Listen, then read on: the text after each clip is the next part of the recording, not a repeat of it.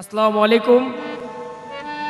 আমি অধম কাজল দেওয়ান এবং বাংলাদেশের সুনামধন্য গায়ক জনাব আব্দুল লতিফ সরকার সাহেব আপনাদের মাঝে উপস্থিত হয়েছি। আমাদের আজকের এই পালা গানের ক্যাসেট, এটি হচ্ছে হাসর এবং কিয়ামত। লতিফ সরকার সাহেব গাবেন হাসরের ভূমিকায় এবং আমাকে দিয়েছেন কিয়ামত। পালা গানে যাওয়ার আগে বলবো, ভাষায়, কথায়, সুরে, ছন্দে কোথাও যদি কোনো ভুলভ্রান্তি হয় আপনারা ক্ষমা সুন্দর দৃষ্টিতে দেখবেন।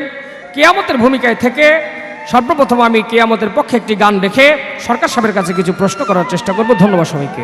সাধে না মিটিল, আশা না পুরাইল, সকলই ফুরাইয়া গেল রে আমার। সাধে না মিটিল, আশা না পুরাইল, সকলই ফুরাইয়া গেল রে আমার। সাধে না মিটিল,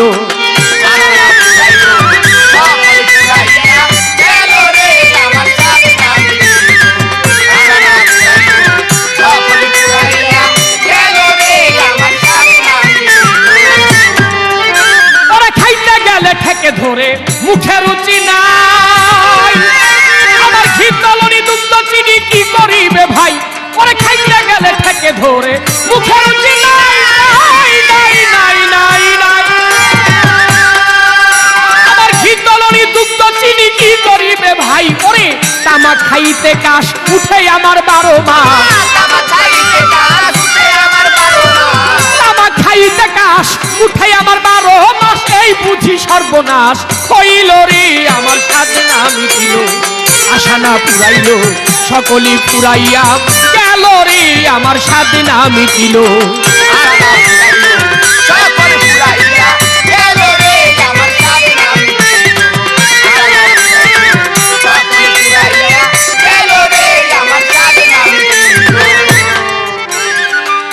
আমি কত সাধে পেলেছিলাম কন্যা পরিবার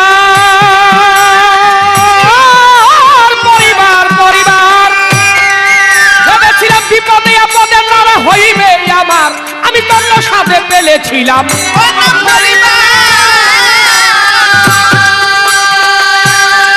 ভেবেছিলাম বিপদে আপদে নারা হইবে আমার।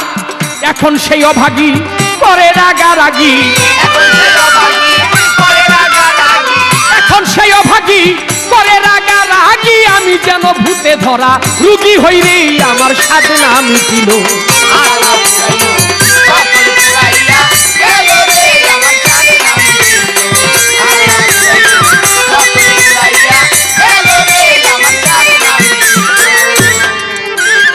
ছেলের মতো আদর ভবে কাউরে করি না, নিজে না খাইয়াই আমার ছেলেরে খাওয়াই। ওরা ছেলের মতো আদর আমি কাউরে করি নাই নাই নাই। নিজে না খাইয়াই আমার ছেলেরে খাওয়াই। এখন ছেলে কইব বুড়া, এই বুড়া নষ্টের গোড়া। ছেলে কইব বুড়া,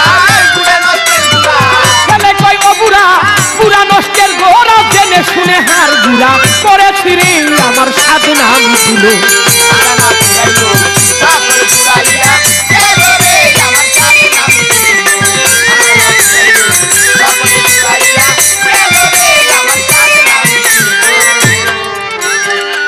আমি ভেবেছিলাম ভাইয়ের বলে বুঝি বাহুবল, আপদে বিপদে ভাই সহায় আর সম্বল। আমি ভেবেছিলাম ভাইয়ের বলে বুঝি বাহুবল, বল ভাই আমার বল। আপদে বিপদে ভাই মোর সহায় আর সম্বল। এখন ভাইয়ে কয় দাদা আমায় ভাগ করে দেওয়া দা। ভাইয়ে কয় দাদা আমায় ভাগ করে দাও আদা। জেনে শুনে বড় গাধা হয়েছি রে আমার। সাধে না মিটিল,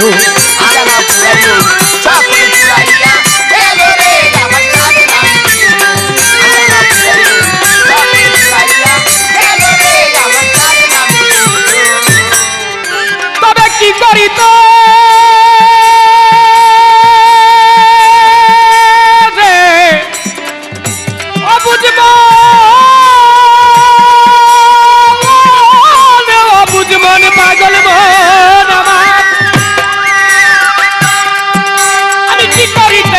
ভবে পড়ে গেলাম কি।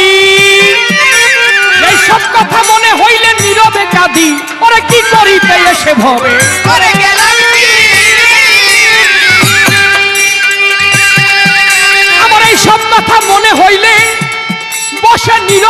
রাজি, যা হবার তা হলো, মনমোহন কয় বলো, যা হবার তাই হলো, মনমোহন কয় বলো, মুখে দয়ালে না মরি আমার সাধ না মিটিল।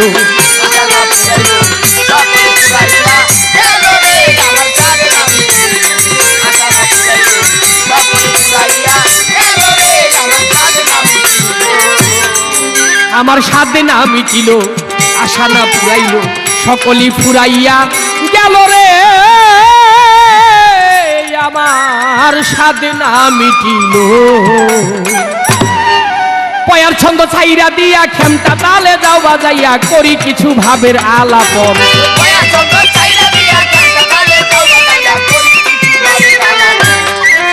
তুমি বাজাও রে ভাই ঢুলিওয়ালা, মনটারে কইরা উজালা, ঢোলের মধ্যে মাইরা ঠেলা, বাজাও তোমার মনেরই মতন। হাসর কিয়ামতের দিল পাল্লা, বসে করেন আল্লাহ আল্লাহ, ধৈর্য ধরে বসেন বন্ধুগণ।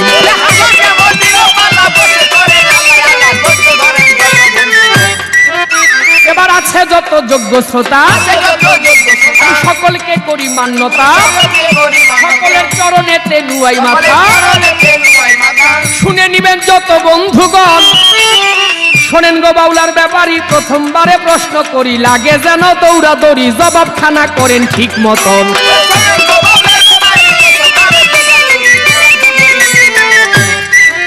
আমার প্রথমবারে জিজ্ঞাসনা, আপনি সভাতে খুলে বলেন না, শুনে নিবে যত বন্ধুগণ। কাল হাসরের মাঠে 7 প্রকারের লোক বিনা হিসাবে জান্নাত পাবে।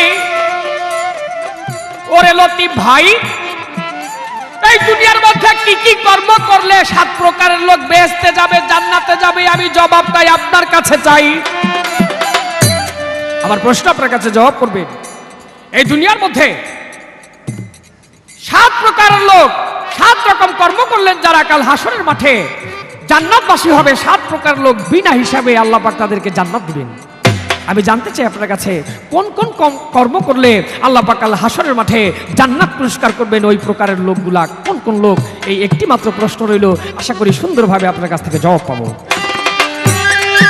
তুমি বাজাও রে ভাই ঢুলিওয়ালা, আগের মতো মাইরা ঠেলা, পূর্বেরও রাগিনী দিয়া, ভাই গানটা দাও না নামাইয়া, কাহারা বাবা যাও না এখন, আমার সাধে না মিটিল, আশা না পুরাইল, সকলে পুরাইয়া গেল রে, আমার সাধে না মিটিল, আশা না পুরাইল, সকলে পুরাইয়া গেল রে,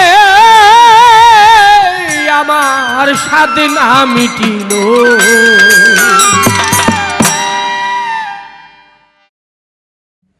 সম্মানিত শ্রোতামণ্ডলী,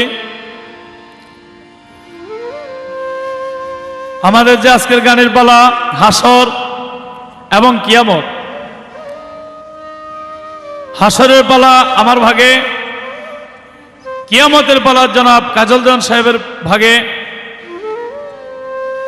আমার কাছে সর্বপ্রথম জিজ্ঞাসা করলেন, হাসরের মাঠে 7 প্রকারের লোক বেহেশতে যাবে, মতান্তরে আল্লাহর আরশের ছায়ার তলে যাবে বা আল্লাহর আরশের ছায়া পাবে, একই কথা। তবে আল্লাহর বেহেশতর চাইতে আল্লাহর আরশের ছায়া আরো অতি উত্তম। যদিও একই কথা হয়, উভয়টাই শান্তি, তবে শান্তির চেয়েও শান্তি। তাই আমার কাছে জিজ্ঞাসা করেছে 7 প্রকারের লোক কারা? 1 নম্বরে বাদশাহ। কোন বাদশাহ? যেই বাদশাহ প্রজাদের মনের কথা, হৃদয়ের কথা বুঝে, একনিষ্ঠভাবে ন্যায় নীতিভাবে ওমর ফারুকের মতো, আবু বকর সিদ্দিকের মতো রাষ্ট্র পরিচালনা করে, এই ন্যায় বাদশাহ। 2 নম্বরে একাকী প্রভুকে স্মরণ করা। ওই যে সমাজের সাথে 10 জনের সাথে লোক দেখানো নামাজ পড়লাম, লোক দেখানো জিকির করলাম, এইটা না, তোমার অন্তর থেকে একাকী ভাবে সদা সর্বদা নীরবে নির্জনে প্রভুর নামকে ডাকা, প্রভুকে ডাকা, প্রভুর ইবাদত যে ব্যক্তি করলো ওই ব্যক্তিও আল্লাহর আরশের ছায়া পাবে। 2 নম্বরে যুবক, এখন দেহে যৌবন যার, যুদ্ধে যাওয়ার শ্রেষ্ঠ সময় তার। যৌবনকালে যে প্রভুকে ডেকে নিল সেই আল্লাহর আরশের ছায়া পাবে। 3 নম্বরে নামাজের সময় অতি সত্বর, যত সহজ, যত জলদি মসজিদের মধ্যে উপস্থিত হয়ে নামাজ পড়া। যে ব্যক্তি প্রথম শুক্রবার দিন ফার্স্ট মসজিদে নামাজ পড়তে গেল তার জন্য একটা হজের সওয়াব হয়ে গেল। দ্বিতীয় ব্যক্তি যে ব্যক্তি গেল ওই ব্যক্তির জন্য একটা উট কুরবানির সওয়াব হয়ে গেল। 3 নম্বরে যে ব্যক্তি গেল তার জন্য একটা গরু কুরবানির সওয়াব হয়ে গেল।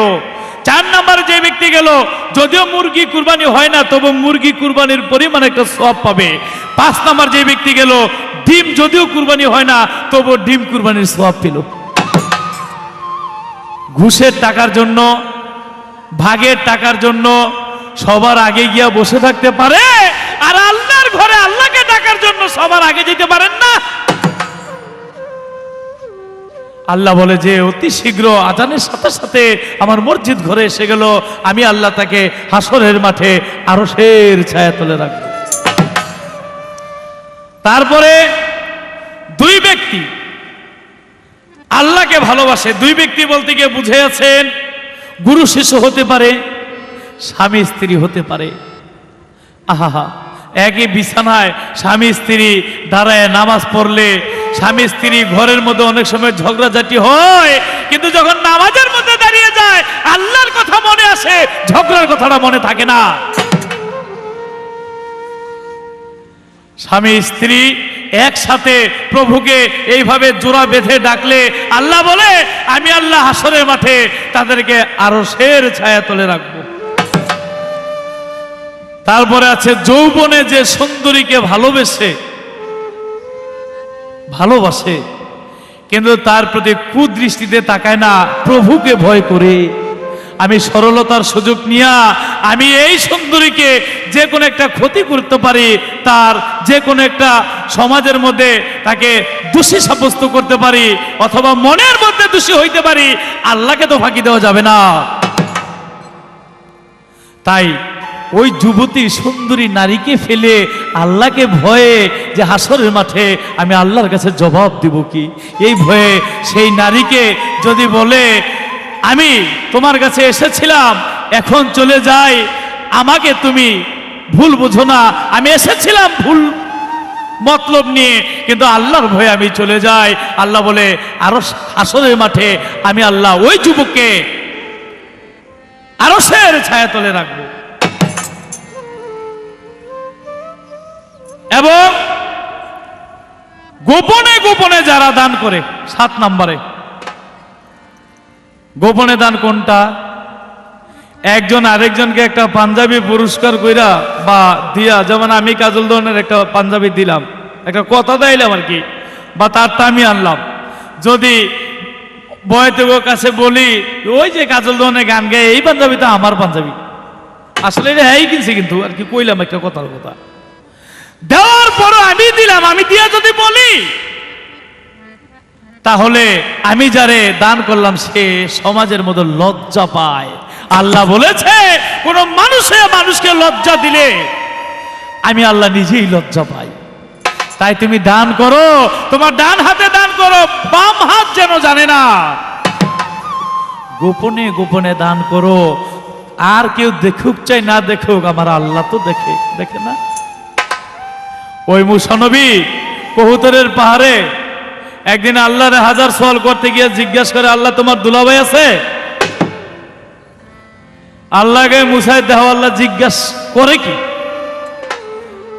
মুসা নবী কয় আল্লাহ জিজ্ঞাসা করেছি, থাকলে জবাব দিবা, না থাকলে না দিবা। খুব ঠেটা নবী ছিল। আল্লাহ বলে আমার দুলাভাই আছে, আগামীকাল জবাব দিব, যাও। তারপর দিন মুসা নবী রাস্তা দিয়ে যায়, এক কলা চোরালায় কলা চুরি করে যায়, আর মুসা নবী চায় দেখে এটা চুরের মতো ডাইনে বামে চায়, অবশ্যই চুর হইব। মুসা নবী জেগে এই মিয়া কার গাছের কলা চুরি করে আনলা? চোরাই ধরা গেছি, মালিক না বললে এত ঠেলা দেখায় না। চোরাইকে একটা ঝাড়ি দিয়ে দিয়ে ছুটতে পারিনি। চোরাইকে মিয়া আমি যে চুরি করছি দেখছে কোন শালা রে? মুসা নবীকে হাসাই তো আমি তো দেখি নাই। মুসা নবী চলে গেছে আল্লাহর দরবারে, আল্লাহ তোমার দুলাভাইকে। আল্লাহকে ওই যে রাস্তার মতো কথা কইলে আমার দুলাভাইয়ের লগে মনে নাই? কয় আল্লাহ আমি রাস্তায় কলা চোরার লগে কথা কইছি। কয় ওইটাই আমার দুলাভাই। কিভাবে? যে ও যে কলা চুরি করছে এইটা সত্য। ও আসার সময় তুমি যে বললা কার গাছের কলা চুরি করছো, ও যে বললা আমি যে কলা চুরি করছি দেখছে কোন শালাই রে? আচ্ছা মুসা নবী, দুনিয়ার আর কেউ দেখুক চাই না দেখি, আমি আল্লাহ তো দেখি। তাহলে দেখছে কোন শালাই রে? আমি আল্লাহ দেখছি, আমি শালা, ও হইলো আমার দুলাভাই। কথাটা এই জন্য বললাম যে গোপনে গোপনে যে দান করবেন, আল্লাহ দুনিয়াতে আর কেউ না দেখুক, আমার আল্লাহ তো দেখে। তাই গোপনে গোপনে দান করতে হবে। এই 7 কিসিমের লোক হাসরের মাঠে আল্লাহর জান্নাতে তো যাবেই, আবার হাদিসের মধ্যে এইটাও আছে তারা আল্লাহর আরশের ছায়া পাবে। বেহেশতের চেয়ে শ্রেষ্ঠতম জায়গা আল্লাহর আরশের ছায়া। এবার আমার একটি গান, তারপরে চেষ্টা করব কিছু কথা রাখার জন্য। হাসরের কঠিন নিদানে নাই কারো উপায়, হাসরের কঠিন নিদানে নাই কোনো উপায়। ওরে দূরের ভাই ইয়া নাফসি বলিবে সবাই, ওরে দূরের ভাই।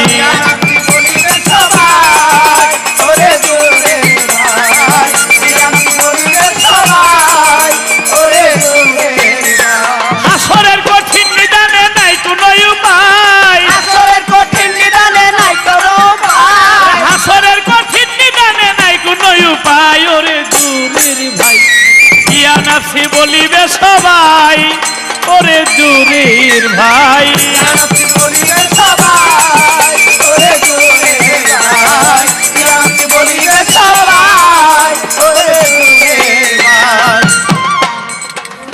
আপন ভাই ফেলিয়া সেদিন ভাইকে যাবে ছেড়ে, ভাই ভাই বলিয়া কাঁদলে চাইবে না আর ফিরে। মাতা পিতা সন্তানের কতই আদর করে, ফেলিয়া যাবে সন্তানকে চাইবে না ফিরে। মাতা পিতা সন্তানের কতই আদর করে, ফেলিয়া যাবে সন্তানকে দুজকের ভিতরে। ওরে যার যার পাবে তারে খাবে নাই কোনো উপায়, যার যার পাবে তারে খাবে নাই কারো উপায়, যার যার পাবে তারে খাবে নাই কোনো রেহাই। ওরে দূরের ভাই ইয়া নাফসি বলিবে সবাই, ওরে দূরের ভাই।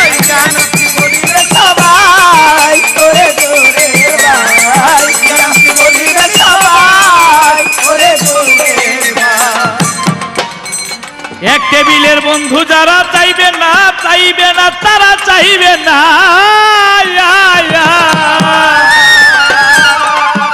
ওরে দুনিয়ার ধন সম্পদ সেদিন কাজে আসবে না। কত বন্ধুরা বন্ধুরা এক টেবিলে বিরিয়ানি খায়, পোলাও খায় নাকি? এক বন্ধু আরেক বন্ধুরে ডাক দিয়ে বলে দোস্ত আজকের বিলটা আমি দেব। আরেক দোস্তকে সি সি সি দোস্ত আমার বাড়ি আমার এলাকার মধ্যে আইছো, তোমার পকেটে হাত দিতে পারবা না, খবরদার। কয় না এরকম, আমি বিলটা দিব। বন্ধু হইয়া বন্ধুর জন্য বিল দেয়, বন্ধু হইয়া বন্ধুর জন্য জীবন দেয়। হাসরের মাঠে এই বন্ধু ফেলে আরেক বন্ধুকে ফেলে চলে যাবে, এক বন্ধু আরেক বন্ধুকে দুজকের মধ্যে ফেলে চলে যাবে।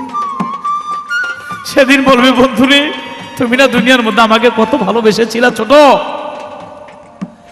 আজকে একটা নেকের জন্য আমি বেহেশতে যাইতে পারি না, একটা নেক আমাকে দাও। বলে ইয়া নাফসি যার যার চিন্তা সেই সেই করো। হাদিসের মধ্যে আছে ভাই ভাইয়ের দিকে চাবে না, মা সন্তানের দিকে চাবে না, সন্তান বাবার দিকে চাবে না। সেদিন ইয়া নাফসি যার যার ইয়া নাফসি, একমাত্র রাসূল বলবে হাবলি উম্মতি। এক টেবিলের বন্ধু যারা ফিরে চাইবে না, দুনিয়ার ধন সম্পদ সেদিন কাজে আসবে না। চারদিকে হাহাকারে দেখবি অন্ধকার, ছেলে মেয়ে পর হইবে নাই কেহ তোমার। ওরে তোমার দোষে তুমি দোষী কাঁদিয়া ফল নাই, তোমার দোষে কাঁদিয়া ফল নাই। তোমার দোষে তুমি দোষী কাঁদিয়া ফল নাই। ওরে জোরের ভাই ইয়া নফসি বলিবে সবাই, ওরে জোরের ভাই। ইয়া নবী বলিবে সবাই, ওরে জুরের ভাই। ইয়া নবী বলিবে সবাই, ওরে জুরের ভাই। টাকা পয়সা ধন সম্পত্তি ভাইয়ের বাহুবল, কন্যা পুত্র স্ত্রী বাপমার ভরসা বিফল। টাকা পয়সা ধন সম্পত্তির ভাইয়ের বাহুবল, কন্যা পুত্র স্ত্রী বাপমার ভরসা বিফল। একমাত্রই উপায় সেদিন নবীর নাম সম্বল, ইহাবলি উম্মতি বলে ফেলবে চোখের জল। ওরে লতিফ সরকার নবীর নামে করবে ক্ষমা চাই, অধম কই লতিফে নবীর নামে করবে ক্ষমা চাই। ওরে জুরির ভাই ইয়া নফসি বলিবে সবাই, ওরে জুরের ভাই। ইয়া নবী বলিবে সবাই, ওরে জুরের ভাই। যাই হোক, আমার জিজ্ঞাসা থাকবে দেওয়ান সাহেবের কাছে, এই যে কিয়ামত আল্লাহ মানুষ বানিয়েছে, জিন ইনসান যা কিছু, গাছ বৃক্ষ তরু লতা চন্দ্র সূর্য পাহাড় পর্বত নদী নালা চন্দ্র সূর্য যাহা কিছু সৃজন করেছে সমস্ত কিছু ধ্বংস করে দিবেন। এই জান কবজ করার ডিউটি দিয়েছে আজরাইলকে। কারো বাধা মানে না, কারো চোখের জলের দিকে তাকায় না। ডাকাতো ডাকাতি করতে গেলে অনেক মায়ের আহাজারি শুনে ধন সম্পদ আনে না, অনেক মুরব্বীর আহাজারি শুনে বাবার কথা মনে করে একটু ক্ষমা করে, কিন্তু আজরাইল এমন ডাকাত সে কাউকে ক্ষমা করে না। আমি জানতে চাই আজরাইল যে এত নিঠুর, এত কঠোর, এত ডাকাতির মতো জান কবজ করে, তারপর আজরাইল জান কবজ করতে গিয়ে 2 জায়গায় কেঁদে ফেলেছিল। আমি জানতে চাই আজরাইল জান কবজ করতে গিয়া 2 জায়গায় কেঁদে ফেলেছিল, কোথায়, কিভাবে, কেন আজরাইল তার চোখে জল এসেছিল।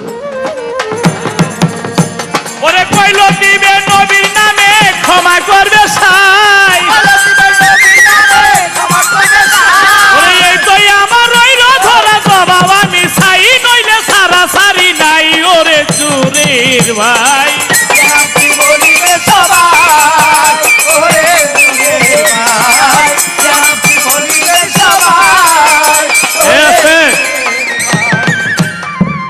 একটা কথা মনে পড়ে গেছে, এবার আমি জিজ্ঞেস করি লাগে যেন দৌড়াদৌড়ি।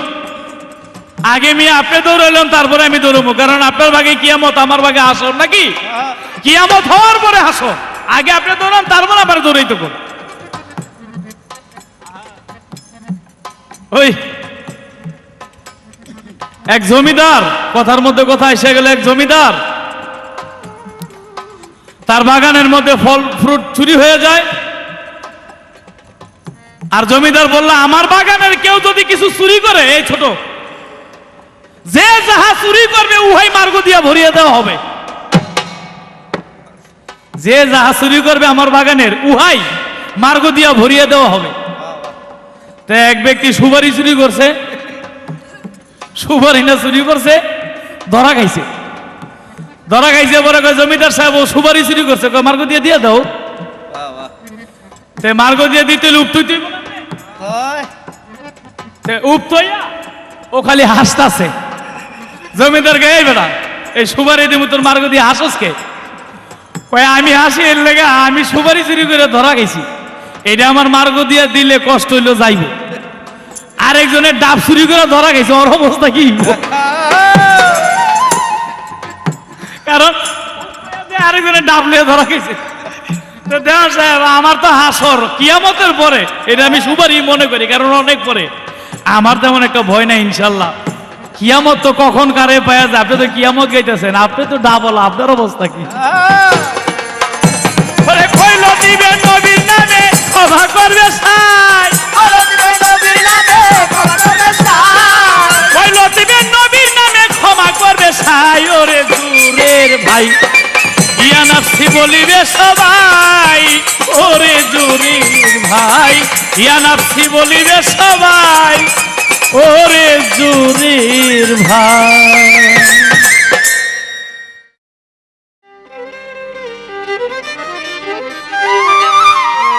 ধন্যবাদ সরকার সাহেব। আমার কথার জবাব করে আমার কাছে এবার কিয়ামত সম্পর্কে প্রশ্ন করেছেন।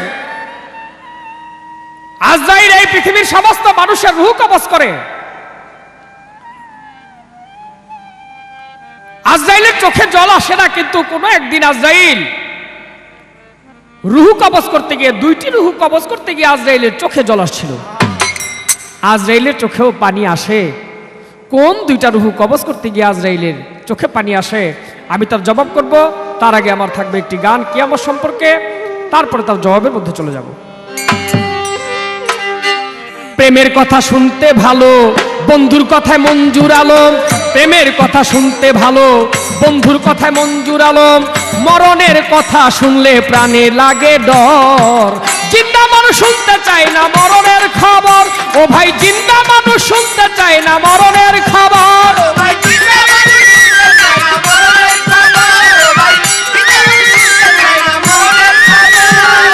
সুন্দর ঘর সুন্দর বাড়ি, টাকা পয়সা জমিদারি, সকলই থাকবে পরি দুই দিন আগে পর। প্রাণ পাখি গেলে চলে, কেউ বা ভাসবে চোখের জলে। ও ভাই প্রাণ পাখি গেলে চলে, কেউ বা ভাসবে চোখের জলে। কেউ বা বলবে তাড়াতাড়ি মরা বাহির কর। ওরে কেউ বা বলবে তাড়াতাড়ি মরা বাহির কর। জিন্দা মানুষ শুনতে চায় না মরণের খবর। ও ভাই জিন্দা মানুষ শুনতে চায় না মরণের খবর।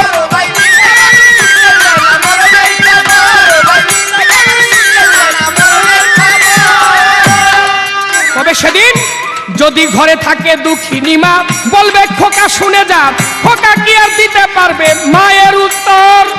ও মা বুকেতে মারিয়া থাপড়, ভাঙবে মায়ের বুকের পাঁজর।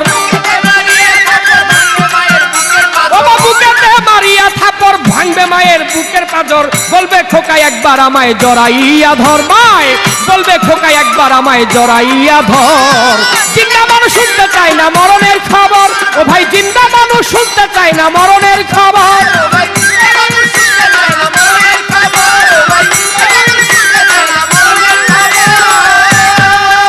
সেদিন চারজনে খাটে তুলে দিবে মশারির তলে। শেষ গোসল করাইবে করাইয়া আদর। চারজনে খাটে তুলে দিবে মশারির তলে। শেষ গোসল করাইবে করিয়া আদর। বড়ই পাতা গরম জলে দিবে তোমায় শেষ গোসলে। ওরে বড়ই পাতা বড়ই পাতা গরম জলে দিবে তোমায় শেষ গোসলে। অঙ্গেতে জড়াইয়া দিবে মার্কিন কাপড়, তোমার অঙ্গেতে জড়াইয়া দিবে সাদা কাপড়। জিন্দা মানুষ শুনতে চায় না মরণের খবর। ও ভাই জিন্দা মানুষ শুনতে চায় না মরণের খবর।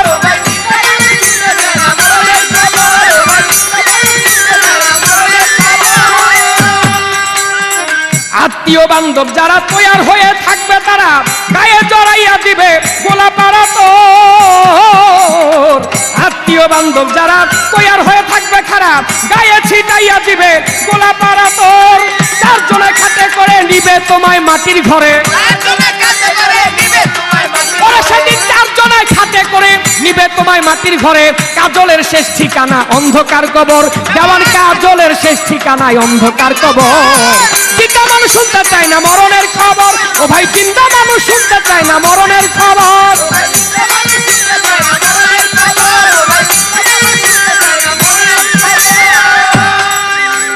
প্রেমের কথা শুনতে ভালো, বন্ধুর কথায় মন জুড়ালো। প্রেমের কথা শুনতে ভালো, বন্ধুর কথায় মন জুড়ালো। মরণের কথা শুনলে প্রাণে লাগে ডর। জিন্দা মানুষ শুনতে চায় না মরণের খবর। এই জিন্দা মানুষ শুনতে চায় না মরণের খবর। এই জিন্দা মানুষ শুনতে চায় না মরণের খবর। যেইভাবে প্রশ্ন গো করে কথা ভুলি নাই আমি। ও ভাই সকালবেলা বাদশা হলে, সকালবেলা বাদশা হলে ভাই রে, সকালবেলা বাদশা হলে ফকির সন্ধ্যাবেলা। এই তো নদীর খেলা, এই তো নদীর খেলা রে ভাই, এই তো নদীর খেলা। এই তো নদীর খেলা রে ভাই, এই তো নদীর খেলা।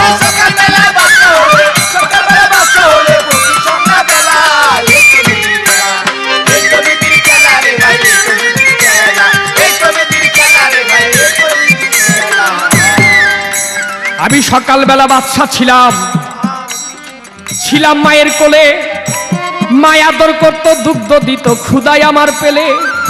ওরে আমি সকালবেলা বাচ্চা ছিলাম, ছিলাম মায়ের কোলে, মায় আদর করতো, দুগ্ধ দিত ক্ষুধায় আমার পেলে। ও গায়ে দুপুর বেলা যৌবন এসে, গায়ে দুপুর বেলা যৌবন এসে, গায়ে দুপুর বেলা যৌবন এসে বাড়ায় কামের জ্বালা। এই তো নদীর খেলা, এই তো নদীর খেলা রে ভাই, এই তো নদীর খেলা।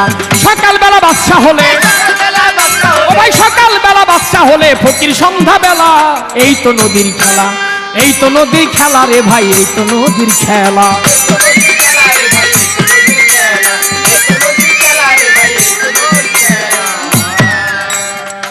আমার যা প্রশ্ন ছিল সরকার সাহেব গেলেন সুন্দর জবাব দিয়া। আমার কাছে প্রশ্ন করে আসরে দাঁড়াইয়া, আজরাইল এই দুনিয়ার সমস্ত মানুষের রূহ কবজ করে, তবু ওই আজরাইলের মনের মধ্যে ডর জাগে না, জাগে নাই অন্তরে। আজরাইল দুইটা রূহ কবজ করতে গিয়ে একদিন কেঁদেছিল। জানা থাকলে কাজল দেওয়ান ভাবের কথা বলো, কোন দিন কাঁদল আজরাইল চোখের জল ফেলিয়া। এই কথা সরকার গেল জিজ্ঞাসা করিয়া। মস্ত বড় এক বাদশা ছিল, নাম তার সাদ্দাত। ওরে বন্ধুগণ, আমি সেই কথা কিছুখানি করব আলাপন। বাদশা ছিল সাদ্দাত। এই সাদ্দাত যখন মায়ের গর্ভে ছিল, সাদ্দাতের মা একদিন সাদ্দাতকে গর্ভের ভিতর নিয়া নদী দিয়ে নৌকার মধ্যে পার হইতে, ওই নদীতে চলিল। পার হইবে নদী, সাদ্দাত গর্ভে ছিল ভাই। মা জননী নৌকার মধ্যে যখন চড়লো সবারে জানাই, হঠাৎ করে নৌকাটা ঝড় বৃষ্টি আসিয়া, ওই নৌকা গেল রে ভাই, গেল রে ডুবিয়া। নৌকাটা ঝড় বৃষ্টিতে ঝড়ের মধ্যে যখন ডুবে গেল, সমস্ত মানুষগুলা সেদিন মরেছিল। নৌকার মধ্যে ছিল যারা মাঝি মাল্লা সহ, সকলেই মরে গেল। বলবো কথা দহ, সকলেই মরে গেল সবারে দেই কইয়া। সাদ্দাতের মা একটা পাটাতন ধরে নৌকার ভাসতে ছিল, আপনারা শোনেন না বসিয়া। সাদ্দাতের মা একটা পাটাতন ধরে ভাসতে ছিল ওই নদীর ওপরে। এই সময় সাদ্দাত আসবে বুঝি এই দুনিয়ার ভিতরে, সাদ্দাত বুঝি এই দুনিয়ায় আসবে। ওই সময় সাদ্দাত জন্ম নিবে, মায়ের বেদনায় উঠে গেল। মায়ের 10 মাস 10 দিন সেদিন বুঝি পূর্ণ হইয়াছিল। সাদ্দাত জন্ম নিবে, মা জননী কি করবে, কিনারা খুঁজে না পায়। তাই তো সাদ্দাতকে মা জননী, সাদ্দাতের মা মাতৃদ্বার হইতে এক হাত দিয়ে বাহির করলো। আমি বলিব সবাই, সাদ্দাতের মা সাদ্দাতকে এক হাত দিয়ে বাহির করলেন মাতৃদ্বার হইতে। বাহির করে সাদ্দাতকে রাখলেন পাটাতনের উপরে। পাটাতনের উপরে সাদ্দাতকে রাখলেন। যখন ডাকলেন, আল্লাহ পাক আজরাইলকে ডাক দিয়ে বলতেছে, আজরাইল তুমি এই মুহূর্তে চলে যাও, সাদ্দাতের মায়ের রূহটা তুমি কবজ করে আমার কাছে নিয়ে আসো। আজরাইল চলে গেলেন সাদ্দাতের মায়ের ধারে। আজরাইল গিয়ে দেখায় একটা শিশু ভাসতেছে একটা কাঠের উপরে। এই শিশু জন্ম নিল, মায়ের দুগ্ধ খাইতে পারলো না। আজরাইল মনে মনে তখন করে কান্দনা, এই নদীর মধ্যে কিভাবে এই শিশুটা বাঁচবে। হে আল্লাহ, কার কাছে এই শিশুকে রাখবা তুমি নিয়া। আল্লাহ বলে, আমার খেলায় আমি বুঝি অন্যে, বুঝে না রে মিয়া। সাদ্দাত ভাসতে ছিল মা জননীর রুহুটাই আজরাইল যখন কবজ করে আনিল, আজরাইল আল্লাহর কাছে বলিতেছিল, মাওলা আমার চোখে ওই দিন একটু জল আসিল, মাওলা গো বলিব তোমায়। আমি ওই দিন একটু কেঁদেছিলাম, বললাম কথা হায়। এই তো একদিন কাঁদলো আজরাইল, আমি জবাব দিলাম তারে। এইখানে অনেক হিস্টোরি সাদ্দাতের, আমি বেশি বলবো না রে। আস্তে আস্তে সাদ্দাত গেল, গেল বাদশা হইয়া। সাদ্দাত বাদশাই পাইল, শোনেন না বসিয়া। সাদ্দাত এত ধন সম্পদের মালিক হইয়াছিল, নিজে বেহেশত তৈয়ার করে। ওই বেহেশতে যাবে সাদ্দাত ঘোড়ার উপর চড়ে। ঘোড়া হইতে নেমে যখন সাদ্দাত বেহেশতের ভিতরে একটা পাও রাখিয়াছিল, আল্লাহ পাক আজরাইলকে ডাক দিয়া তখন বলিতে লাগিল, হে আজরাইল, তুমি যাও সাদ্দাতের রূহটা কবজ করে নিয়ে আসো। সাদ্দাত বেহেশত তৈরি করলেন, কিন্তু বেহেশতে যাইতে পারলেন না। তখন আজরাইল বলে যে আমার মনটা সেদিনও একটু কেঁদেছিল, কারণ সাদ্দাত এত কষ্ট করে বেহেশত তৈরি করলেন, নিজের গড়া বেহেশতের মধ্যে সাদ্দাত যাইতে পারলেন না। তার সাধনার, তার আশা পূর্ণ হইল না। আজরাইল বলেন, আমি সেদিন আজরাইল মনে মনে একটু কান্দনা করেছিলাম। সরকার সাহেব আমার একটা লজ্জা দিয়া গেছে, ভুলি নাই কথাই আমার মনে আছে। ডাব আর সুবারি, ওরে আমার ভাই, আমারে কয় কাজল দেওয়ান দৌড়া দৌড়ি করুম দুইজন, তোমারে জানাই আমারটা তো সুবারি মার্গে যাবে, কাজল দেওয়ানের ডাব তো যাবে না। এই কথা সরকার সাহেব করলো বর্ণনা। বলে, কাজল দেওয়ান সাহেব, জমিদার আদেশ করছে যে মার্গে ওই সুবারি আর ডাব দিবে। কাজল দেওয়ান সাহেব, আমি তো দৌড়াইতে পারো, সরকার সাহেব আমার হইলো কিয়ামত। কিয়ামতের দৌড়টা হইলো অল্প সময়ের জন্য, কিন্তু হাসরের মাঠের দৌড় অনেক বড়। রাত্রে বেলা গান হইতেছে, ডাব তো কাইটা খাওয়া যায়। তো একটা কথা শুনেন সরকার সাহেব, রাত্রে বেলা গান হয় তো, এই যে আমরা গানের সময় বকশিস পাই, তো এরকম এক লোক বলতেছে গান শিল্পীদেরকে বায়না করে যে এই যে শিল্পীরা গান গান, ঢুলিবাসী আপনারাও বাজান, আপনাকে ভৈরা দিব। ঢুলিবাসী বাজায় ভাইরে বাজায় মজা করিয়া, যখন গান শেষ হইয়া গেছে শোনেন না বসিয়া। হ্যাঁ, গান শেষ, এবার ঢুলিবাসী গিয়া কইতাছে, কইয়া মনে কইছিলেন ভৈরা দিবেন, ভৈরা দেন। বাসিওয়ালারে কইতাছে, বাসিওয়ালা তোর বাসিটা দে, ওটা মার্গে ভৈরা দিব, মার্গে মার্গে। তো বাসিওয়ালা মনে মনে চিন্তা করে আমারটা তো যাইব। ঢুলিয়ালার অবস্থা রইব কি? ঢুলিয়ালা তো ডরে ভরে কাঁপতেছে। সরকার সাহেব, আমারটা বাসির মতন, অল্প সময় খুদিলেই বাজবো, আপনার ডোলের মতন। আরে যাইব না, এটা দিতে গেলে ভাইরাস দিতে যাইব গা। এই পর্যন্তই বললাম কথা, ইহার বেশি না। ছোট্ট করে প্রশ্ন একটা করবো এখন। হাসরের পালা নিয়ে জিজ্ঞেস করে যাই, আরে জবাব দিবে আমার লতিফ ভাই। হাসরের পালা নিয়ে জিজ্ঞেস করি তারে, আশা করি জবাব দিবে দাঁড়াইয়াই আমারে। আপনি জবাব করবেন। কাল হাসরের মাঠে আল্লাহ পাক প্রত্যেকটি মানুষের বিচার করবে। যার আমল নামা দেখবে ডাইন হাতে, ওই লোক জান্নাতবাসী। আল্লাহ পাক আমল নামা দেখেই তাকে জান্নাত দান করবেন না। আল্লাহ পাক কি করবেন? ওই ব্যক্তিকে নিয়ে উঠাবে কোথায়? মিজানের পাল্লার মধ্যে। আল্লাহ পাক মিজানের পাল্লার মধ্যে উঠে এই ক্ষান্ত থাকবে না, নিয়ে যাবে ফুলসিরাতের পুলের উপর। আমার প্রশ্ন আপনার কাছে, আল্লাহ পাক আমল নামা দেখলে জান্নাত দিতে পারে, তাহলে কেন আল্লাহ পাক নিয়ে যাবে মিজানের পাল্লায়? মিজানের পাল্লায় যদি নিল, ফুলসিরাতে পুলের উপর আল্লাহ পাক কেন নিবে মানুষকে? আশা করি সুন্দরভাবে এই কথাটির জবাব আপনি আমাদের মাঝে তুলে ধরবেন। আমার এই পর্যন্ত রইল কথা, আপনি খুলে বলবেন মূল বারতা বাজাইয়া বেহেলা।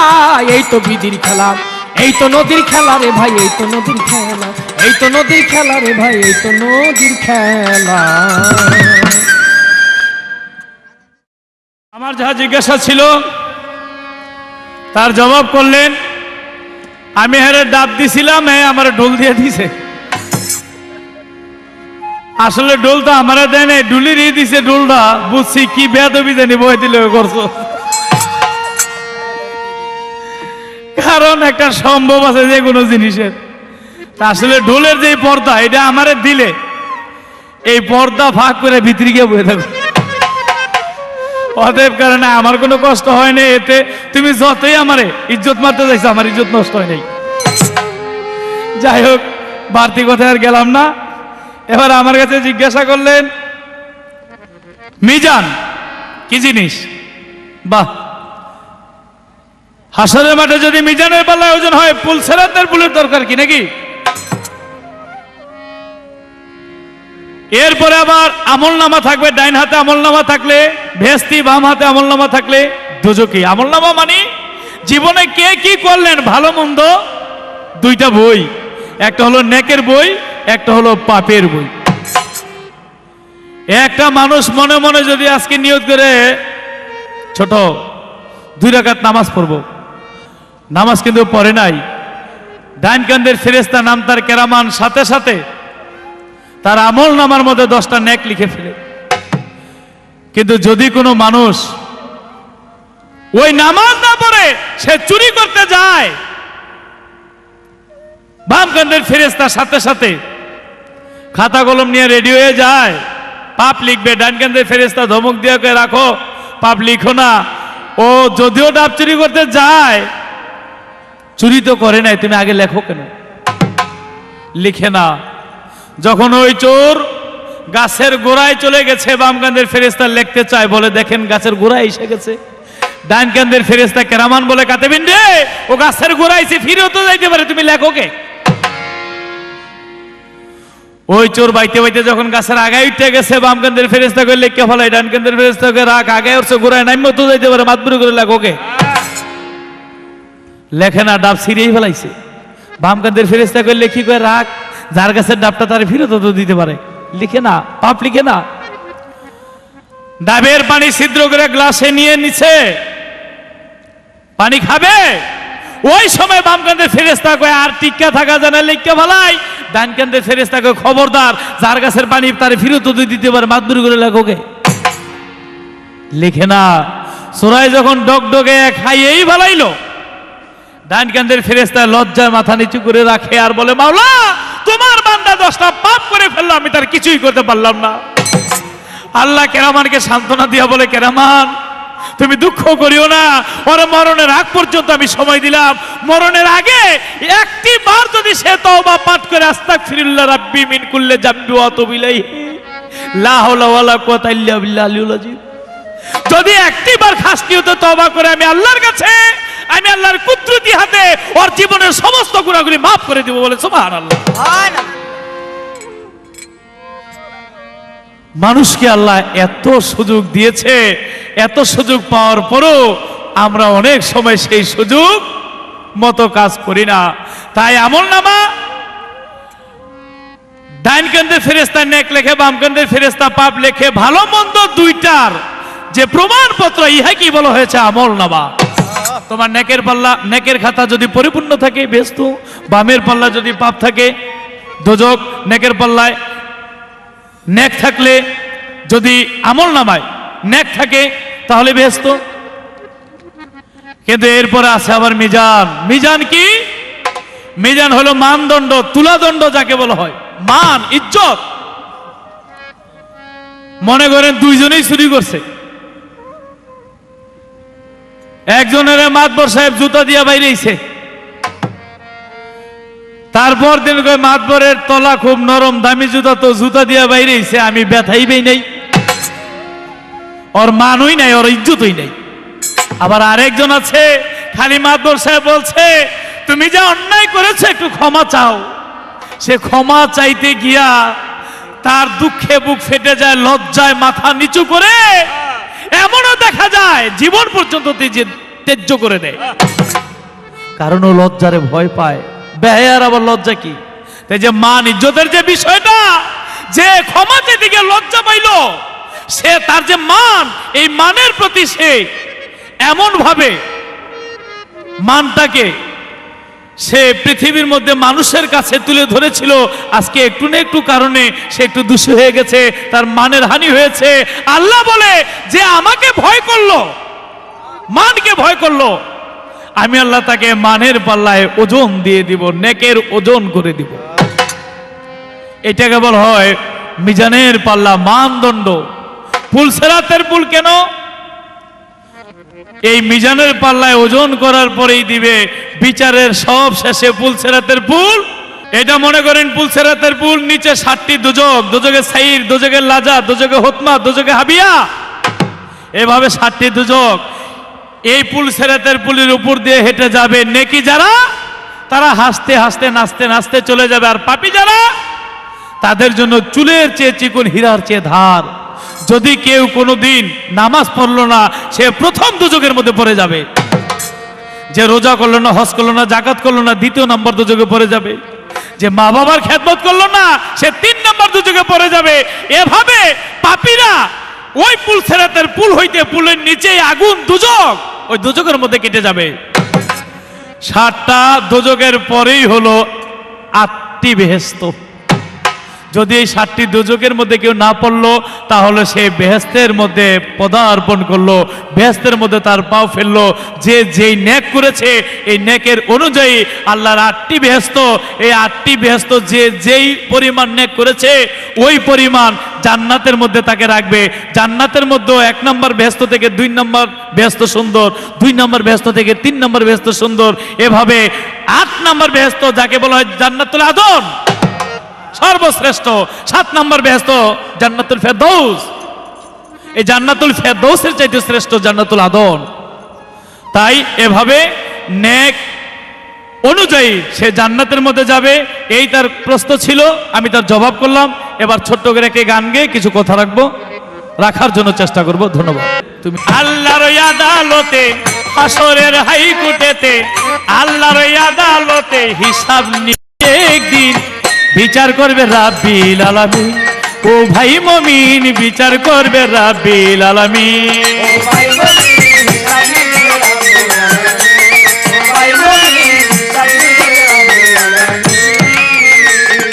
আল্লাহ নিজে হবে কাজী,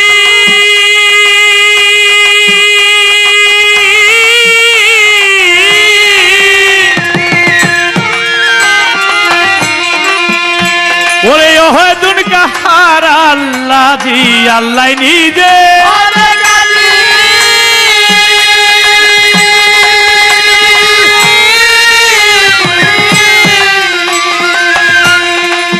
ও ভাই রে ওহেদুন কাহার আল্লাহ জি, উকিল হবে নবীজি, 10 ইন্দ্রিয় হবে বাদী, যতই হও নামি দামি তুমি হবে আসামি। মিজানের পাল্লা দিয়া ওজন লইবে করিয়া, মিজানের পাল্লা দিয়া ওজন লইবে করিয়া, বেদিন কি তুমি মুমিন বিচার করবে রাব্বিল আলামিন। ও ভাই মুমিন বিচার করবে রাব্বিল আলামিন।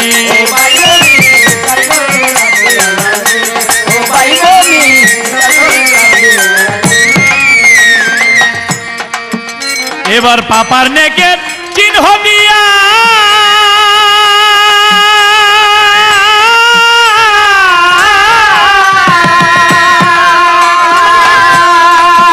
তোমায় পুলসেরা দিবে উঠাইয়া, পাপার নেকের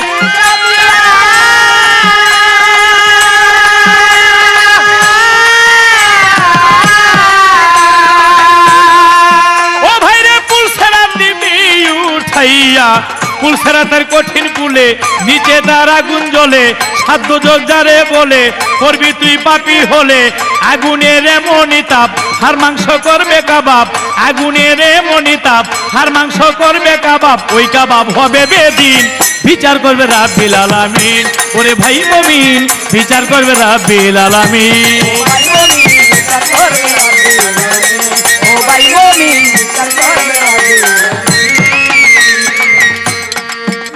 এবার নেকি বান্দা হবে যারা,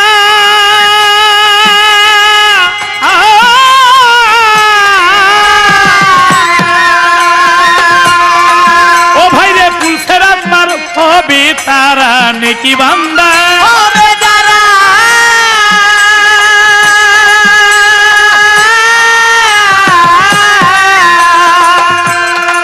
ও ভাই রে পুলসেরাত পার হবে তারা, ওই পুলের শেষ সীমানা আল্লাহর বেহেশত খানা, ওই পুলের শেষ সীমানা আল্লাহর বেহেশত খানা।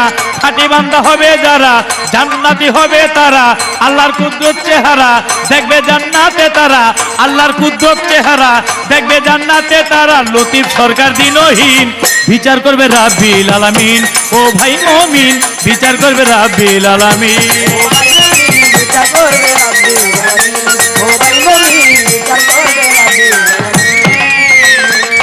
এই তো আমার মহাজনী হইয়া গেল শেষ।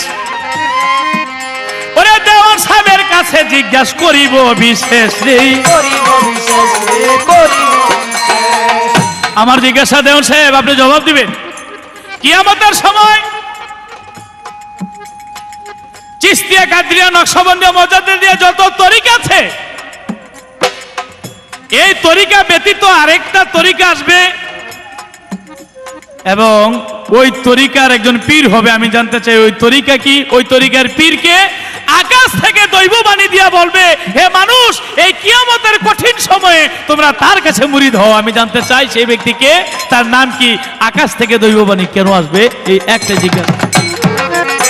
ও ভাই মুমিন, বিচার করবে রাব্বিল আলামিন।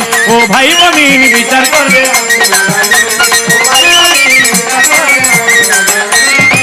হাসরের হাইকোর্টেতে, আল্লাহর ওই আদালতে, হাসরের হাইকোর্টেতে, আল্লাহর ওই আদালতে হিসাব নিবে একদিন। বিচার করবে রাব্বিল আলামিন। ও ভাই মুমিন, বিচার করবে রাব্বিল আলামিন। ও ভাই মুমিন, বিচার করবে রাব্বিল আলামিন। ধন্যবাদ সরকার সাহেব, আমার যা প্রশ্ন ছিল তা সুন্দরভাবে জবাব করলেন। জবাব করে আমার কাছে প্রশ্ন রাখলেন তিনি, কাল কিয়ামতের আগে চিশতিয়া, কাদরিয়া, নকশবন্দিয়া, মুজাদ্দিদিয়া, ওয়াসিয়া যত তরিকা আছে পৃথিবীর বুকে, সমস্ত তরিকা বিলুপ্ত হয়ে যাবে। একটাই মাত্র তরিকা থাকবে। সেই তরিকা কোন তরিকা? এবং আল্লাহ পাক তার বান্দাদেরকে গায়বী হইতে আওয়াজ দিয়ে বলবে, হে আমার বান্দাগণ, তোমরা ওই ব্যক্তির কাছে মুরিদ হও। সেই ব্যক্তি কোন ব্যক্তি? আমি তার জবাব দেওয়ার চেষ্টা করব। তার আগে কিয়ামত সম্পর্কে আমার একটি গান, গানের পরে আমি তার জবাবের মধ্যে চলে যাব। ধন্যবাদ সবাইকে। ওই চিঠিতে লেখাই আছে মরণের খবর, ওই চিঠিতে লেখাই আছে মরণের খবর। চুল পাকিবে, চোখের আলো কমে যাবে তোর। যেমন আল্লাহর এক নবী, নাম তার মুসা আলাইহিস সালাম। মুসা নবী একদিন রাস্তা দিয়ে হেঁটে হেঁটে যায়, যাইতে যাইতে দেখে একটি কবরস্থান। ওই কবরস্থানের দিকে যখন মুসা নবী তাকাইলেন, মনে মনে ভাবতে লাগলেন, আমি মুসাও তো একদিন মরে যাব, মরে যাওয়ার পর আমাকে ওই কবরের মধ্যে নিয়ে রাখবে। তো আমি তো এখন জিন্দা, জীবিত আছি, আমি জিন্দা থাকতে একটু কবরে গিয়ে দেখি কবরে গেলে কেমন লাগে। মুসা আলাইহিস সালাম তিনি চলে গেলেন কবরের মধ্যে। যখন কবরে গিয়েছে, মনে মনে ভাবে, আমি তো কবরে শুব, আমাকে শোয়াইয়া দিবে, আমি একটু কবরের মধ্যে শুয়ে দেখি কেমন লাগে। মুসা নবী কবরের মধ্যে শুয়েছে। আল্লাহ পাক আজরাইলকে ডাক দিয়ে বলতেছে, আজরাইল, তুমি এই মুহূর্তে চলে যাও আমার বন্ধু মুসা নবীর কাছে, গিয়ে তার রূহখানা কবজ করে নিয়ে আসো। কথা শুনে আজরাইল ফেরেশতা মুসা নবীর কাছে চলে গেলেন, গিয়ে বলে, আসসালামু আলাইকুম। মুসা নবী বলে, ওয়ালাইকুম আসসালাম। আজরাইল, তুমি এই অসময়ে কেন আসছো? আজরাইল বলে, অসময়ে আসি নাই, আপনাকে নেওয়ার জন্য আসছি। দলিল বর্ণনা করে, সেদিন মুসা আলাইহিস সালাম আজরাইলকে নাকি একটি চর মেরেছিল, একটি চরের দরুনে একটি থাপ্পড় মেরেছিল। আজরাইলে নাকি একটি চক্ষু অন্ধ হয়ে গিয়েছিল। আজরাইল ফেরেশতা আল্লাহর কাছে চলে যায়, গিয়ে বলে, আল্লাহ, তুমি কার রূহ কবজ করার জন্য আমারে পাঠাইলাও? ওই ব্যক্তি তো আমার রূহ কবজ করতে চায়। আল্লাহ পাক তার কুদরতি হাত দিয়ে যখন আজরাইলের চোখের মধ্যে লাগাইলেন, তখন আবার আগের মতো আজরাইলের চক্ষু হয়ে গেল। আজরাইল ফেরেশতা চলে আসলেন মুসা নবীর কাছে, বলে, আপনাকে না নিয়ে আমি যাব না। এইবার মুসা নবী বলতে লাগলেন, আল্লাহ পাক আমাকে বলেছে একে একে 3টা চিঠি দিবে, 3টা চিঠি দিয়ে আল্লাহ পাক আমাকে দুনিয়া হইতে নিয়ে যাবে, কিন্তু এখন পর্যন্ত আল্লাহ পাক আমাকে একটা চিঠিও দেয় নাই। মুসা নবী বলে, তখন এই কথা আজরাইল শুনিয়া, আজরাইল বলে, আল্লাহ পাক আপনাকে চিঠি দিয়েছে, আপনি খেয়াল করেন নাই, দেখেন লক্ষ্য করিয়া। হে আল্লাহর নবী, আল্লাহ পাক আপনাকে চিঠি দিয়েছে, কিন্তু আপনি খেয়াল করতে পারেন নাই। বলে, কোথায় চিঠি?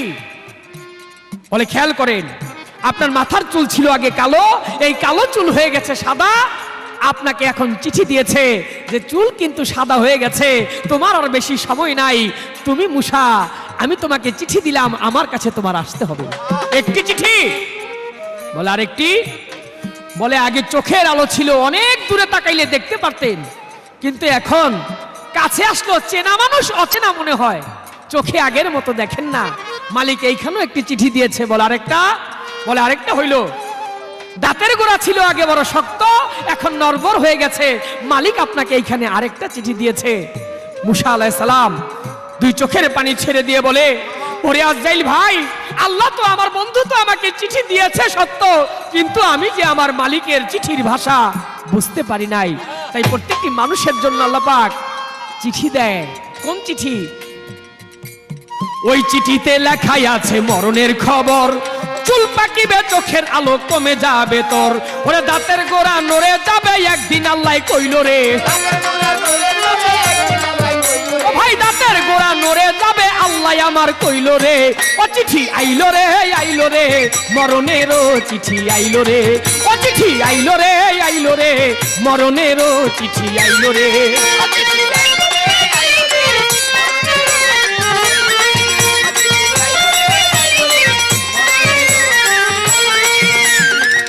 কানেতে আগের মতো যাবে না আর শোনা, হাত পাওয়ার ইচ্ছা মতো চলিতে পারবে না। ও ভাই কানেতে আগের মতো যাবে না আর শোনা, হাত পাও ইচ্ছা মতো চলিতে পারবে না। ওরে চেনা মানুষ হবে অচেনা, যৌবন ফুরাইলো রে।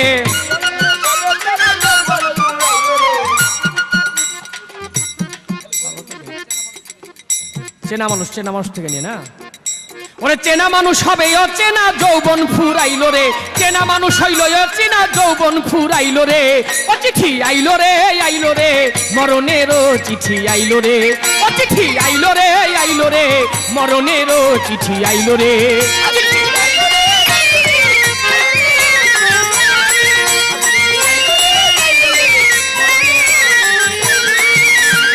কাজল দেওয়ান সেই চিঠি রইয়াছে আশায়, কোন দিন জানি যাবে নাই ওর বাসর সজ্জায়। ওরে কাজল দেওয়ান সেই চিঠি রইয়াছে আশায়, কোন দিন জানি যাবে নাই ওর বাসর সজ্জায়। আল্লাহ তুমি থাইকো সহায়, মরণ আমার ভালো রে। আল্লাহ তুমি থাইকো সহায়, মরণ আমার ভালো রে। ও চিঠি আইলো রে, আইলো রে, মরণেরও চিঠি আইলো রে। ও চিঠি আইলো রে, আইলো রে, মরণেরও চিঠি আইলো রে।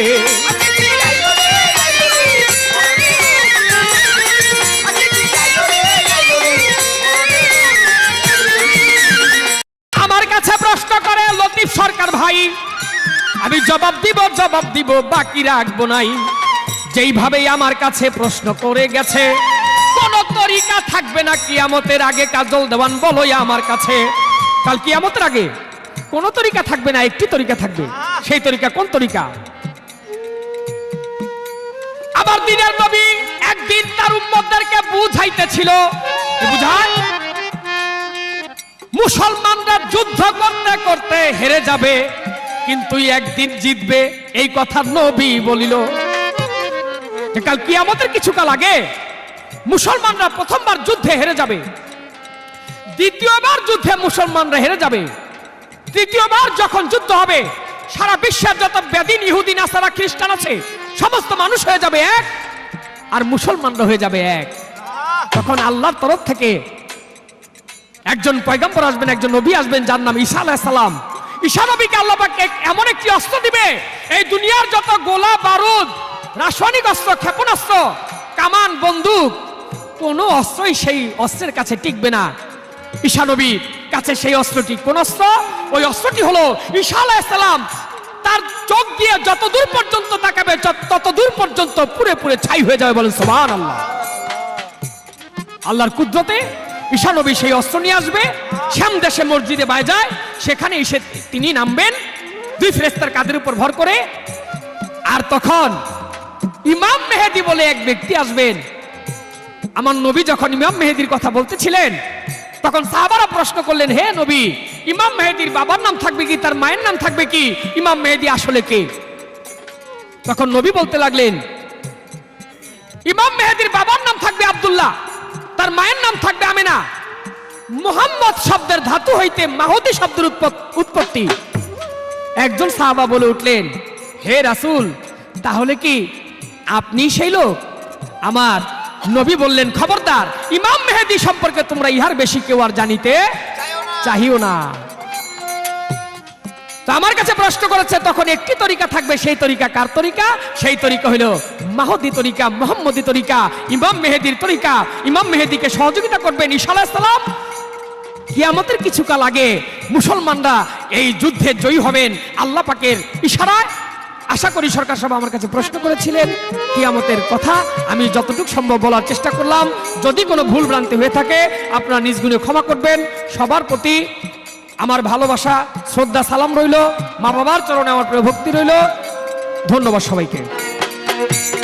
ও চিঠি আইলো রে মরণেরও চিঠি আইলো রে, ও চিঠি আইলো রে মরণেরও চিঠি আইলো রে। আস্তে একটা কথা জিজ্ঞাসা করব সরকার সাহেবের ধারে, আশা করি সুন্দরভাবে বুঝাইবে সবারে। সরকার সাহেব আপনি জবাব করবেন। কাল হাসরের মাঠে আল্লাহ পাক কিছু লোককে ডাক দিয়ে বলবে, হে মানুষগণ, তোমাদের হাতের মধ্যে আমি এই দুইটি গম দিলাম, এই গম দুইটার মধ্যে তোমরা একটা গিট্টু লাগাও। যেমন সুতার মধ্যে গিট্টু দিই আমরা, কাপড়ের মধ্যে গিট্টু দিই, এই গমের মধ্যে গিট্টু দিতে বলবেন। আমার প্রশ্ন সরকার সাহেব জবাব করবেন, কোন লোকদেরকে আল্লাহ পাক বলবেন দুইটি গম এনে যে এই গমের মধ্যে তোমরা গিট্টু দাও, ইহার মূল কারণটা কি আশা করি সুন্দরভাবে আপনি বুঝায় বলবেন। ও চিঠি আইলো রে মরণেরও চিঠি আইলো রে, ও চিঠি আইলো রে মরণেরও চিঠি আইলো রে, ও চিঠি আইলো রে মরণেরও চিঠি আইলো রে। ধন্যবাদ। আমার যা জিজ্ঞাসা ছিল তার জবাব করলেন। এবার আমার কাছে জিজ্ঞাসা রাখলেন হাসরের মাঠে যারা বেহেশত টেক টেক এগিন, হ্যাঁ এগিন এগিন। ধন্যবাদ। আমার যাহা জিজ্ঞাসা ছিল তার সুন্দর জবাব করলেন। এবার আমার কাছে জিজ্ঞাসা রাখলেন হাসরের মাঠে এক শ্রেণীর লোকদেরকে আল্লাহ গমে গমে গিট্টু দিতে বলবেন। কাদেরকে? গম দিয়ে গিট্টু দেওয়া যায় কিভাবে? রশি দিয়ে দেওয়া যায়, কাপড় দিয়ে দেওয়া যায়, তো গম দিয়ে গিট্টু দিতে বলবেন কেন? এই দুনিয়ার মধ্যে যারা স্বপ্নের ব্যাখ্যা জানে না তারপরেও ব্যাখ্যা দেয়, তাদেরকেই বলবে গমে গমে গিট্টু দাও। যদি বলে আল্লাহ পারি না, তাহলে বলবে তাহলে স্বপ্নের মিথ্যা ব্যাখ্যা কেন দিয়েছিলাম? মিথ্যা ব্যাখ্যা কি? যদি আপনি স্বপ্নে দেখেন আপনার বাড়ির পুকুরে অথবা কূপের মধ্যে ভরপুর পানি এসে গেছে, কারো কাছে যদি স্বপ্নে দেখে বলেন যে আমি স্বপ্নে দেখলাম আমার বাড়ির পুকুর পানিতে ভরে গেছে, তাহলে ওই স্বপ্নের অর্থ হলো আপনার টাকা পয়সা আসবে। কিন্তু যদি বলে না আপনার টাকা পয়সা ফুরিয়ে যাবে, তাহলে অর্থটা ব্যাখ্যাটা ঠিক হইল না। তাহলে ঠিক ব্যাখ্যা দিতে হবে, আর যে জানে স্বপ্নের ব্যাখ্যা তার কাছেই বলতে হবে। ওই মিরপুরের আমাকে এক দিলু ভাই আছে, হ্যাঁ ওই দিলু ভাইয়ের 2 মেয়ে হইছে, আবারও বাচ্চা হবে।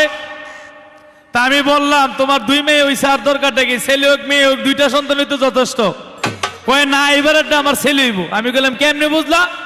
কয় স্বপ্নে আমি ট্যাংরা মাছ দেখছি। আমি ট্যাংরা মাছ দেখলে কি হয়? কয়েকটা দেখে ছেলে হবে, যে এটা কাটা হলা। আমি তাহলে মেয়ে হইবার সময় কি দেখছো? কয়েকম খালি বোয়াল মাছ দেখছি। আসলেই সে তার মনে থেকে যে অর্থটা করে ফেলেছে, এই জন্য সে সত্য স্বপ্নের ব্যাখ্যাকারী।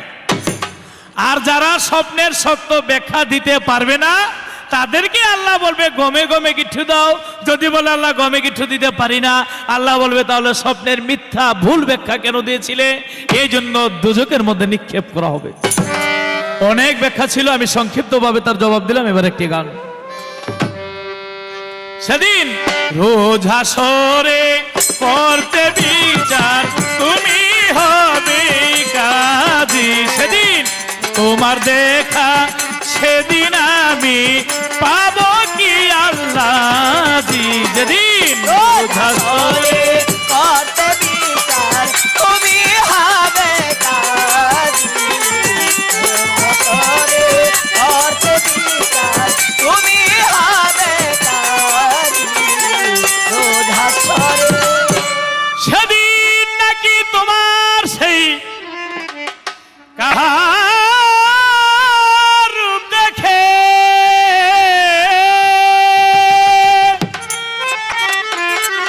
পীর পয়গাম্বর উঠবে সবাই নাফসি নাফসি ডেকে। সেই সুদিনের আশায় আমি নাচি এখন থেকে। আমি তোমায় দেখে হাজারো বার দুজকে যেতে রাজি। আমি তোমায় দেখে হাজারো বার দুজকে যেতে রাজি। আমি তোমায় দেখে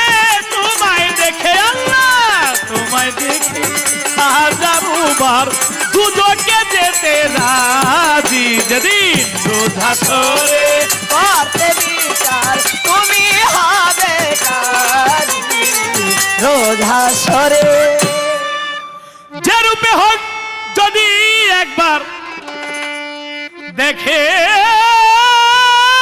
তোমায় কেহ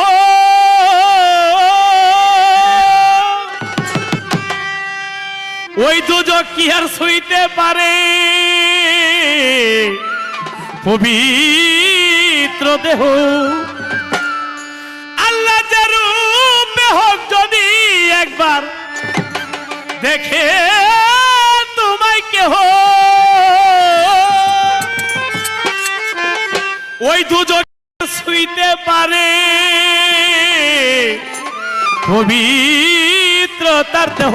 আমি তোমায় দেখে হাজারো বার দুজকে যেতে রাজি আমি তোমায় দেখে হাজারো বার দুজকে যেতে রাজি। আমি তোমায় দেখে আল্লাহ তোমায় দেখে হাজারো বার দুজকে যেতে রাজি যেদিন রোজ হাসরে করতে বিচার তুমি হবে কাজী রোজ হাসরে। ইয়া আল্লাহ তোমার স্বরূপ দেখাবে বলে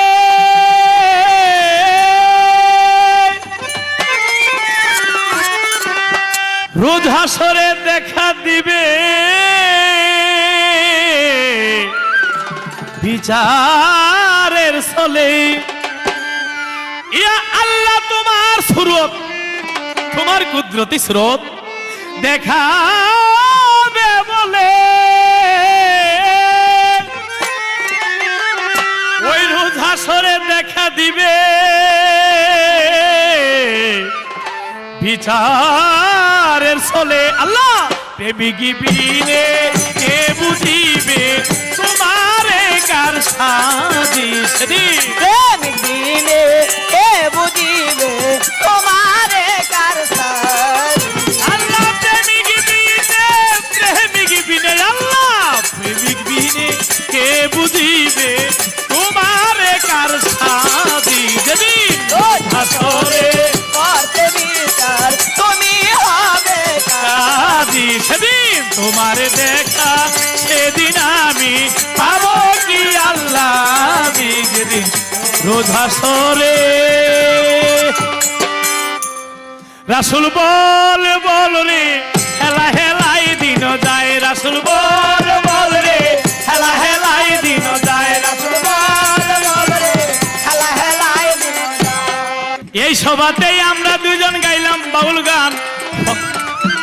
ওরে ফজরেতে পড়বে বুঝি মিনারায় আজান ওরে মিনারায় আজান সভা করে আছেন যত বিদায় নিয়ে যায় ওরে বিদায় লিয়া যায়। দোয়া করবেন সবাই মিলে ফরিয়াদ জানাই রাসূল বল রে হেলা হেলায় দিন যায় বল রে হেলা হেলায় দিন যায়। ভাই আমার হইতে পারে ভুল ভ্রান্তি চাহি যে মার্জনা আমি চাহি যে মার্জনা ভাই হইতে পারে ভুল ভ্রান্তি চাহি যে মার্জনা আমি চাহি যে মার্জনা। আরে গান শুনলেন এই আসরে আপনারা দর্জনা আরে আপনারা দর্জনা আরে যেইভাবে মন প্রাণ দিয়া শুনলেন আজকে গান আরে শোনে না শেখা সবার কাছেতেই আমার সালাম জানাইলাম। আরে সালাম জানাইলাম। আমরা এই পর্যন্ত ইতি দিব আমাদের বাউল গান রাসূল বল রে হেলা হেলায় দিন যায় রাসূল বল রে হেলা হেলায় দিন যায়। ওরে সিডির গান গাইতে আইছে আসরের ভিতরে আরে আসরের ভিতরে সাহস আল্লাহ ভালো দিছে দেখলাম চিন্তা করে আরে দেখলাম চিন্তা করে ওরে এই জীবনে কত গায়ক আমি কিন্তু চিনি আরে আমি কিন্তু চিনি ওরে কাজল দেওয়ার মনে করি মেঘনা নদীর পানির গুরু বল রে হেলা হেলায় দিন যায় রাসূল বল রে হেলা হেলায় দিন হ্যালো পানির অপর নাম কিন্তু জীবন গেল হইয়া হায় জীবন গেল হইয়া আরে পানি না খাইলে মানুষ বাঁচে না রে মিয়া আরে বাঁচে না রে মিয়া আরে আমি সারা বাঁচবা না তুমি তোমারে দেই কইয়া রাসূল বল রে হেলা হেলায় দিন যায় রাসূল বল রে হেলা হেলায় দিন যায়। ওরে আমার দরকার তার আছে, তার দরকার আমার। কাজল দে আমার ওরে দুইজনে মিল্লা মিশে গাইলাম গান আবার। আরে গাইলাম গান আমার ওরে লতিফ সরকার কাজল দে